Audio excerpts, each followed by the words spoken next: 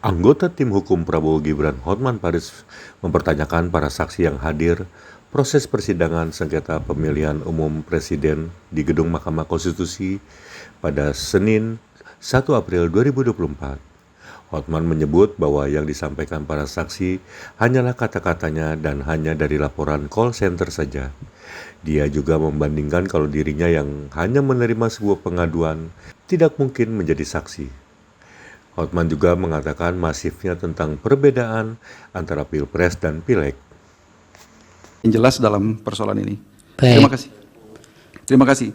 Pak Mirsa dijawab apa yang dari KPU tadi tidak mengajukan pertanyaan. Majelis, satu lagi dari kami. Masih ada satu lagi. Silakan. Ya, terima kasih.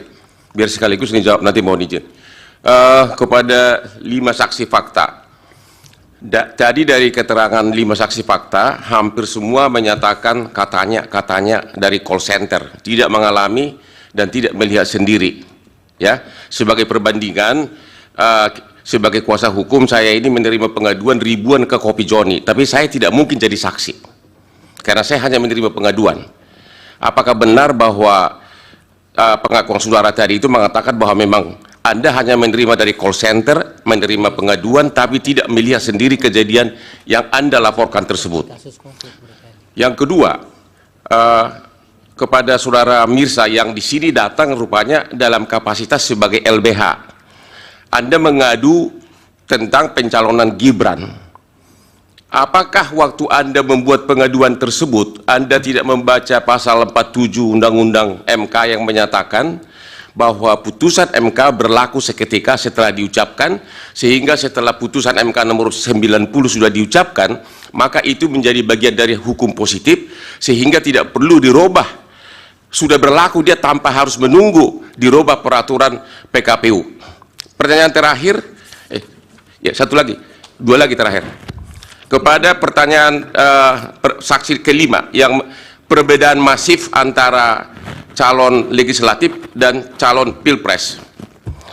Emang manusia mana yang tahu kenapa banyak memilih pilpres, mana yang memilih legislatif? Bukankah hanya Tuhan yang tahu kenapa dia memilih itu? Itu nggak bisa ditanyakan kepada siapapun.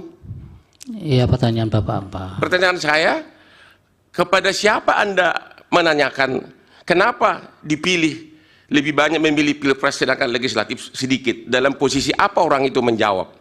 Pertanyaan terakhir, dari ini terulang lagi kepada saksi nomor 1 sampai 5, apakah semua kejadian-kejadian yang Anda laporkan ini, Anda bisa tahu nggak bahwa kepala desa misalnya akhirnya berubah, mempengaruhi mempengaruhi suara di pilpres? Anda kan tidak tahu apakah kepala desa itu akhirnya memilih 02 atau tidak. Semua hanya berdasarkan asumsi. Sedangkan Anda di sini saksi fakta. Terima kasih. Baik, karena pertanyaan nggak banyak, dari Bawaslu ada pertanyaan? Atau nanti di cross penjelasan? Oke, cukup. Cukup. Dari Hakim, Prof. Saldi, silakan.